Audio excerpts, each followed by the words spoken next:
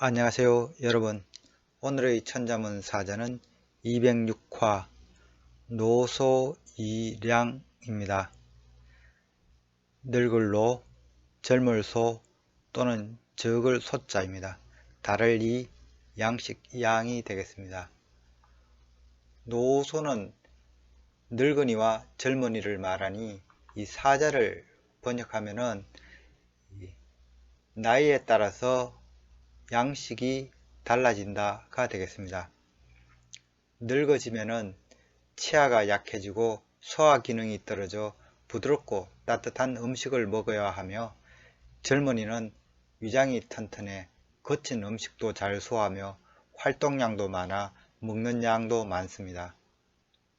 따라서 노소이량은 당연한 말처럼 들리기도 합니다. 예기 왕제편에 노인을 공양하는 법이 나옵니다. 읊어보겠습니다.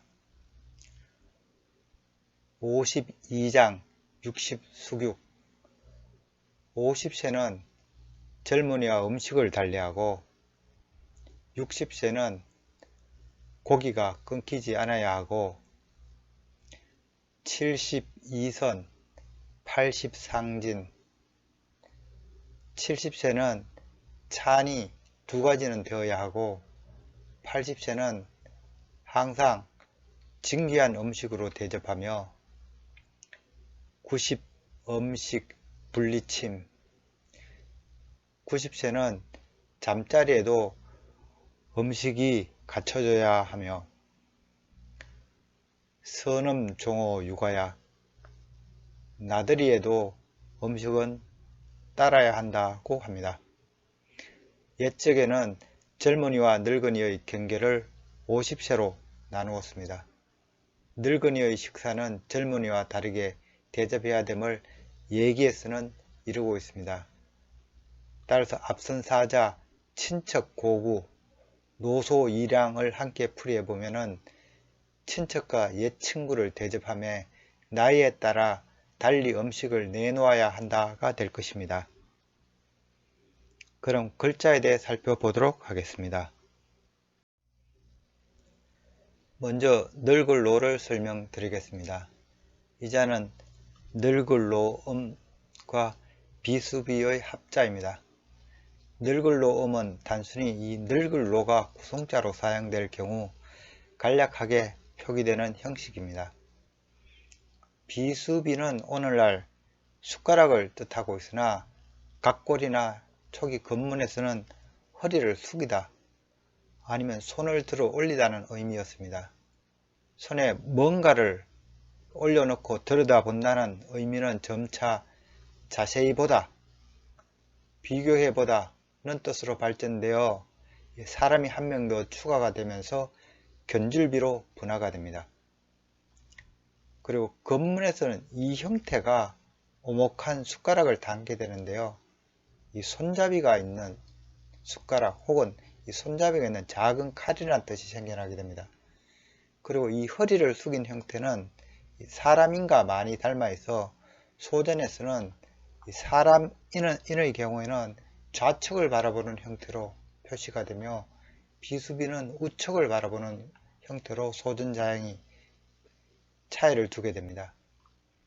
오늘날 비수비는 날카로운 작은 칼을 뜻하는 비수 또는 숟가락 또는 이 날카로운 화살 촉의 의미를 갖고 있으며, 원래 고개를 숙이다는 의미는 사라지고는 없습니다. 하지만 일부 자형에서 구성자로 사용될 경우 고개를 숙이다는 의미를 내포한 경우들이 있기도 합니다.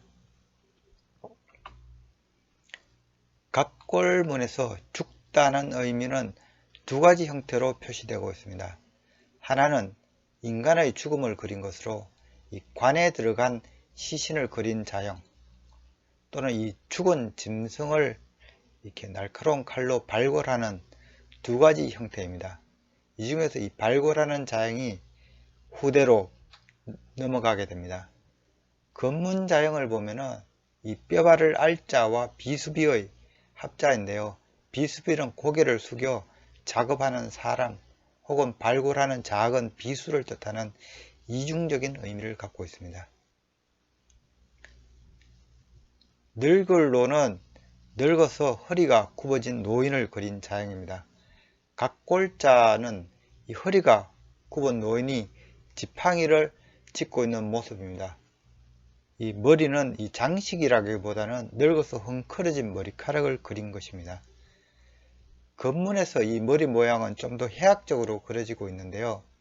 이 머리 부분에 등잔을 뜻하는 말미암을 유자가 올려져 있습니다. 이는 늙어서 머리가 새하얗게 샌 것을 밝게 빛나는 등잔으로 은유적으로 표시한 것입니다. 그리고 지팡이 대신에 이 나무 막대와 형태가 비슷한 비수비가 자리 잡고 있습니다. 비수비는 고개를 숙이다는 속뜻이 있어서 적절해 보이기도 합니다. 그리고 이 자의 경우에는 비수비가 아닌 이 걷다는 의미의 발짓자가 있어서 허리 굽은 노인이 걷고 있음을 의미하고 있습니다. 소전자형은 이 헝클어진 머리카락을 한 사람과 아래 비수비의 합자로 오늘날의 자형과 거의 닮아 있습니다. 늙을 노의 의미는 늙다, 쇠약하다, 오래되다, 오랫동안, 항상, 늘, 숙달하다 또는 이 노인을 공경하다는 뜻을 갖고 있습니다.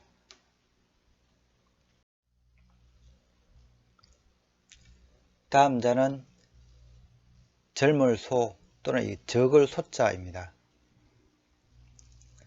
비슷한 한자로는 짝을 소가 있습니다. 각골문에서 사실 이 적을 소와 짝을 소는 완전히 구분되어 사용되지는 않았으며 겉문에 와서 구분되어 사용하기 시작합니다. 먼저 이 짝을 소를 설명드리자면은 돌이 부서져 생긴 작은 모래 알갱이를 그린 자형이 짝을 소이며 이 적을 소의 각골자 역시 작은 모래 알갱이를 그린 자형이기도 합니다. 이 자형의 구분은 짝을 소는 모래알이 3개라면 적을 소는 모래알이 4개입니다. 두 자 모두 작다, 적다, 젊다는 뜻을 갖고 있습니다. 황하강을 배경으로 성장한 황하문명에서 작다는 것을 이 강가에 쌓인 작은 모래알갱이로 표시한 것은 자연스러운 일이라 하겠습니다. 겉문에서 이 모래알갱이는 길쭉하게 늘어납니다.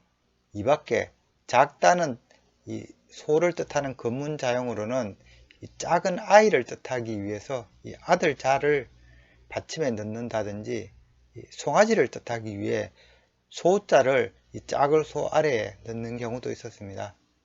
또한 티끌과 같이 눈에 잘 드러나지 않는다 하여서 받침에 이 눈목자가 이렇게 들어간 자형도 있습니다.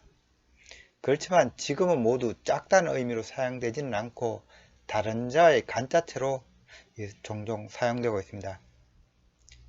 짝을 소와 아들 자는 보통 이 손자 손의 간자체로 지금 쓰이고 있고 짝을 소와 눈목자는 이 머리수의 간자체로 지금 쓰이고 있습니다. 작다는 것은 크기가 작다는 뜻이지만은 적다는 것은 양이나 수량이 줄어들었다는 것을 의미하므로 그 사실 차이가 있습니다. 그렇지만 각골에서 이 짝을 소와 적을 소는 완전히 구분되어 사용되지는 않았습니다. 그렇지만 겉문으로 오면서 적다는 것을 나타내기 위해 자형에 변화가 일어나게 됩니다. 적다는 것은 뭔가 깎여 나간 것이라고 보고 자형은 물결에 쓸려 나가는 모래처럼 변화됩니다. 이 겉문을 보면은 이 점 3개는 그대로인데 이 물길 모양의 획이 그려지고 있음을 알 수 있습니다. 이 소전자형은 이 굽이치는 이 물길이 더 잘 드러나고 있습니다. 그래서 이 적을 소는 그 의미 자체도 적다, 줄다, 적어지다, 깎아내리다, 또 이 깎아내리다는 비난하다는 의미로 확정됩니다. 또한 이 적다는 것은 나이가 적은 것으로서 젊다, 어리다는 의미로도 사용되고 있습니다. 한편 이 물길에 이 바위가 깎여서 작은 모래 알갱이가 만들어지는 것이라 보고 물길을 뜻하는 이 삼수변에 이 깎아 줄이다는 이 짝을 소가 합쳐진 것이 이 모래사가 됩니다. 혹은 바위가 깎여서 모래가 생긴다 하여 이 삼수변이 아닌 이 돌석자가 들어간 이 모래사가 쓰이기도 합니다. 한편 이 모래사는 그 의미가 속뜻이 연약하다, 부스러지기 쉽다는 뜻이 있어서 이 짐승의 이 앙컷을 의미하기도 합니다. 예로 이 모래사와 소자의 합자는 이 암소를 뜻하는 이 암소사자입니다. 다음 자는 다를 이입니다. 이 자는 밭전자와 한가지 공의 합자입니다. 밭전자는 여러 번 소개가 있었습니다. 논이나 밭의 구역을 나타낸 상형 문자가 밭전자입니다. 지금은 4개로 이렇게 정립된 형태지만은 각골 초기에는 9개, 6개 등 다양했습니다. 그러나 간단한 4개 형태가 오늘날 사용되고 있습니다. 밭전자는 농경사회를 의미하는 자형입니다.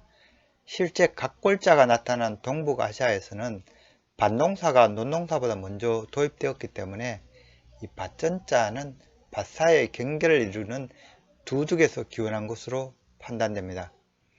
또한 각골이나 건문에서 보이는 이 밭전자 형태는 비단 경작지를 가리킬 뿐만 아니라 자형에 따라서는 이 머리 또는 가면, 나무 열매를 뜻하는 경우도 종종 있기 때문에 서임에 따라 잘 파악할 필요가 있습니다. 밭전자의 의미는 밭, 농산일, 경작지, 사냥터, 밭을 갈다, 농사 짓다, 사냥하다 등이 되겠습니다. 한가지 공은 이 받쳐 올린 이 두 손을 그린 이 밭들공자에서 분기된 자형으로 원래는 공손히 받쳐든 두 손이었으나 나중에는 이 둥글거나 사각의 물체를 공손히 받쳐들고 있는 형태로 바뀌게 됩니다. 각골자는 원래 긁어 새기는 서법 때문에 이렇게 둥글게는 그려지진 않고 사각으로 그려지고 있습니다. 건문에서는 이 받치고 있는 물체 대신에 이 열십자 2개로 된 수무립자가 받치게 되는데요. 이 수무립은 고대에는 그 의미가 많다는 뜻을 갖고 있었습니다. 그래서 이 두 사람이 많은 것을 함께 들고 있는 것을 나타냅니다. 그리고 소전으로 오면서 이 수무립은 이 형태 때문에 관모라는 이 속뜻이 생겨나게 되는데요. 그래서 이 한가지 공은 임금으로부터 이 벼슬을 하사받는 것으로도 해석이 될 수 있습니다. 한가지 공은 두 손을 맞들고 있다는 그런 해석에서 한가지, 함께의 의미가 있으며 공손히 두 손을 받쳐드는 이 모습에서 공손하다, 정중하다, 공경하다 또는 뭔가를 바친다는 의미에서 바치다, 올리다, 베풀다는 뜻이 있습니다. 또한 바치는 것이 아니라 받는 것으로도 해석되어 맞아들이다, 받아들이다, 맞다는 뜻도 있습니다. 다를 이는 이 가면을 쓴 부족자 혹은 주술사를 그린 자형입니다. 이 자형에서 보이는 이 밭전자 형태는 경작지의 의미가 아니라 가면을 나타낸 것입니다. 가면의 역사는 석기시대까지 올라갑니다. 이 사진은 부산 동산동에서 발굴된 신석기 시대 조개 가면이 되겠습니다. 삼국시대 때 백제의 미마지가 일본에 탈춤을 전했다는 기록이 있으며 신라 처형무 또한 탈춤의 일종이기도 합니다. 만물에 혼이 있다고 믿는 이 토테미즘을 숭배하는 부족사회에서 인간의 얼굴을 가린 이 가면은 신과 소통하는 신성한 수단으로 여겼다고 합니다. 그래서 이 귀신귀의 각골자형을 보면은 이 신에게 제사를 지내는 이 제단 앞에 가면을 쓴 제사장이 무릎을 꿇어 안고 있는 모습입니다. 또 이 건문을 보면은 이 구자가 덧붙여져 이 제단 앞에서 이 제사장이 주수를 외는 모습입니다. 이는 조상신을 불러들이는 의식으로 판단됩니다. 또 한편 이 칠복자가 붙은 자형도 있는데요. 이는 이 귀신기가 조상신이 아닌 작기로서 이 작기나 도깨비를 몰아낸다는 의미를 갖고 있습니다. 소전에서는 보통 태아를 뜻하는 이 444가 들어가 이 영혼이 아기에게 들러붙는 것처럼 보이기도 합니다. 그리고 이 444 자체의 원뜻이 끌어당기다 였기 때문에 상당히 이 혼백이 달라붙다는 의미도 갖고 있다 하겠습니다. 그래서 이 귀신기는 귀신, 혼백, 도깨비를 뜻하는 자형으로 오늘날 쓰이고 있습니다. 달을 이의 각골자형은 이 가면을 쓴 제사장을 그리고 있는데요. 두 손이 하늘을 받들고 있어 하늘에 제를 지내는 것 같기도 하고 춤을 추는 것으로 보이기도 합니다. 일부 건물에서는 이 가면을 쓴 이를 이 두 손으로 받들고 있는 모습입니다. 이는 이 초자연적인 존재를 숭배하는 것처럼 보여지고 있습니다. 소전자형도 이 두 가지 형태가 있으나 오늘날은 이 초자연적인 존재를 떠받드는 이 형태에서 오늘날 자형이 만들어졌습니다. 그래서 이 오늘날 이 달을 이는 사람이 아니다, 범상치 않다는 뜻을 주로 갖고 있습니다. 이를테면은 기이하다, 진귀하다, 이상야릇하다, 다르다, 달리하다, 특별하다, 뛰어나다 등의 뜻을 달을 이가 갖고 있습니다.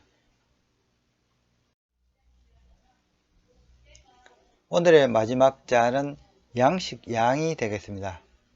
이 자는 살미자와 헤아릴 양의 합자입니다. 살미의 각골자는 이 이삭줄기에 이 나달들이 달라붙어 있는 모습입니다. 각골자가 나타난 신석기 동북아시아의 주곡물은 기장과 조였으며 각골자형은 이 기장 이삭에 나달이 붙어 있는 모습을 많이 닮아 있습니다. 이후로 자형은 주곡물이 된 살을 의미하게 됩니다. 금문자형은 이 나라를 말리기 위해 고무래로 이렇게 펴는 모습에 가깝습니다. 살미자는 살을 의미하고 있으며 현재 중국에서는 이 음을 가차하여 표준 길이 단위인 미터를 표기하는데 살미자를 사용하고 있기도 합니다. 헤아릴 양은 위에 이 아침단자 그리고 아래 말리의 합자이나 이 옛자형들은 사실 이 말리나 아침단과는 상관이 없습니다. 각골자를 보면은 이 입구자가 있고 아래에 동력동이 있는 형태입니다. 입구자는 그릇을 뜻하고 동력동은 곡물 보따리를 그린 자형입니다. 따라서 이 자형은 이 곡물 보따리에서 이 그릇으로 곡물을 드러내는 모습을 나타내고 있습니다.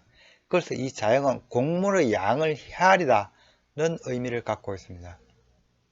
금문자형은 이 입구자가 아니라 이 날일자로 해를 가리키는 날일자로 바뀌어져 있는데요. 이에 대한 해석은 명확하지는 않습니다. 햇볕에 말린 나랏을 의미한다는 것 주장도 있고 해는 밝다는 뜻이니 이 보따리 안의 내용물을 밝힌다는 의미로 보기도 합니다. 또는 이 둥근 형태는 이 그릇이며 이 안에 중앙의 점은 그 안에 담긴 나라를 의미한다는 주장도 있습니다. 이 헤아리라는 의미를 고려해 보면은 사실 이 자는 날일자는 아니고 그릇 안에 곡물이 이렇게 담겨 있는 것으로 보는 것이 타당해 보입니다. 그리고 이 형태가 발전하여 오늘날의 이 자형이 만들어지고 있습니다. 또 이 옆에 건문을 보면은 위에 그릇이 있고 이 곡물 보따리의 주둥이가 벌어져 있습니다. 그리고 아래에 흑도자가 있어서 이 땅바닥에 이 곡물 보따리를 채워두고 이 그릇으로 이 곡물의 양을 헤아리는 모습으로 그려지고 있습니다. 보통 우리가 길이나 부피, 무게 단위를 측량하는 이 도구를 도량형이라고 하는데요. 이는 진시황이 중국을 통일하면서 처음으로 측량기구를 통일하면서 길이 단위로는 이 법도도, 부피 단위로는 헤아릴 양, 무게 단위로 저울형을 제정한 데 기인하고 있습니다. 양은 이 의미가 헤아리다, 추측하다, 달다, 재다, 가득하다, 양, 분량, 용기, 용적 또는 이 부피를 측정하는 이 대 등의 의미를 갖고 있습니다. 헤아릴 양에서 특히 주곡물인 이 살을 헤아리는 것을 나타내는 자양이 바로 양식 양이 되겠습니다. 그래서 이 변에 살미자가 추가되어 있습니다. 즉 살을 헤아린다는 의미입니다. 살은 백성들이 먹는 기본 식량이었기 때문에 옛날에는 농사를 짓지 않는 병사들에게 살을 급료로 주었으며 살을 짓는 농민들에게는 살을 세금으로 받아들이기도 했습니다. 그래서 이 살미자가 들어간 이 양은 양식의 의미도 있지만 급료, 세납의 의미도 함께 갖고 있습니다. 구 한말의 이 고정 때에는 신식군대와 구식군대가 공존하였는데요. 구식군대를 그런데 차별해서 급료를 제대로 주지 않았다고 합니다. 그 와중에 밀린 급료로 받은 이 살이 양도 적고 거기에 모래와 겨가 섞여 있어서 병사들이 이를 항의하게 되는데 이 탄간오리들이 오히려 항의하는 병사들을 옥에 가둬버리게 되면서 화가 난 구식군대가 굴기한 군난이 1882년의 임오군란입니다. 이로 인해서 결국 이 반란을 평정하지 못해서 청나라가 개입하게 되고 이 청을 등에 업은 이 중전 민씨 일가가 득세하게 된 계기가 됩니다. 그 바람에 흥선대원을 비롯한 척화파들이 사라지고 기아파가 조정을 휘어잡게 되기도 합니다.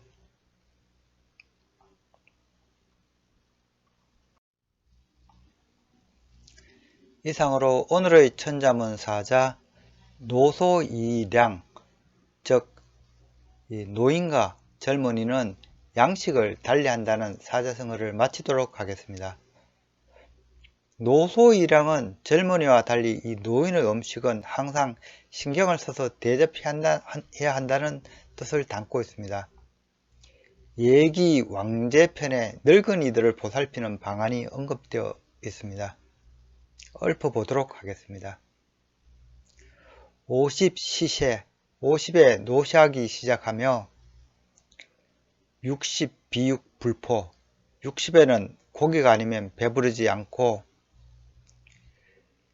70 비백 불난, 70에는 비단이 아니면 몸이 따뜻하지 않고 80 비인 불난, 80에는 사람의 온기가 아니면 따뜻하지 않고 90 수덕인 불난이, 90에는 사람의 온기가 있어도 따뜻해지지 않는다.